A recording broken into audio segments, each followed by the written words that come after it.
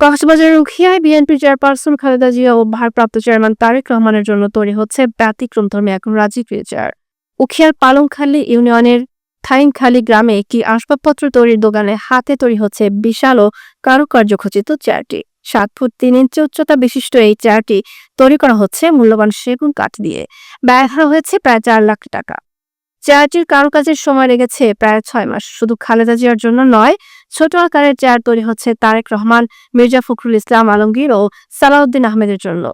এই ব্যতিক্রমী উদ্যোগ নিয়েছেন স্থানীয় বিএনপি নেতা ও পেশায় রাজমিস্ত্রি জয়নুল আবেদিন। নিজে বসবাস করছেন একটি জরাজীর্ণ ঘরে, যেখানে বৃষ্টির দিনে ঘরের ভেতরে পানি পড়ে, ঘুমানোর উপযুক্ত পরিবেশ নেই। তবুও কষ্টের কথা ভুলে প্রিয় নেত্রীর প্রতি ভালোবাসা থেকে নিজের সামর্থ্য অনুযায়ী তৈরি করছেন এই রাজকীয় উপহার। চেয়ার তৈরির কাজ এখন প্রায় শেষ পর্যায়ে, চলছে রং করার প্রস্তুতি। এরপরেই তা হস্তান্তরের অপেক্ষায়। নেত্রীর প্রতি ভালোবাসা থেকে রাজকীয় চেয়ার তৈরির এই উদ্যোগ ইতিমধ্যেই কৌতূহলের জন্ম দিয়েছে উখিয়ায়। 12টা মামলা খেয়েছি এই চেয়ারটা বানানোর সময়। এই মামলা খাওয়ার পরেও আমার কোনো দুঃখ নেই। যদি আমি ম্যাডাম খালেদা জিয়াকে আমার চেয়ারে একবার বসাই আমি একটা ছবি নিতে পারি, তাহলে আমার আশাটা পূরণ হবে। আমার যে মামলাগুলো খাইছি ওই মামলার আমার আর কোনো দুঃখ থাকবে না।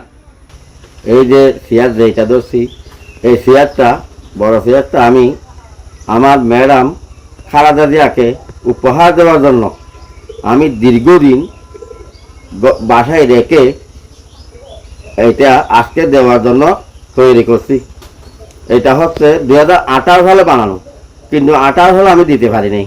যার কারণে এটা যদি আমি দিতে গেলে আমার এই বানার পর আমি 12টা মামলা খেয়েছি, দিতে গেলে এই চেয়ারটা ওখানে যাওয়া যাইত না।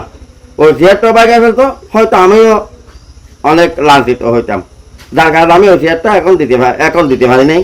এখন দেওয়ার সুযোগ হয়েছে। এখন দেওয়ার জন্য আমি বান্ডিশ করিয়া এই ক্লিয়ার করিয়া এখানে আরও কিছু কাজ আছে, এখানে ব্যাটারির কিছু কাজ আছে, ওইটাও করবো ইনশাআল্লাহ। করার পরে দিয়ে দেবো। আশা করি আগামী মাসে আমি এই চেয়ারটা এই ঢাকা ম্যাডাম খালেদা জিয়ার বাসায় নেওয়ার জন্য ইচ্ছা পোষণ করছি।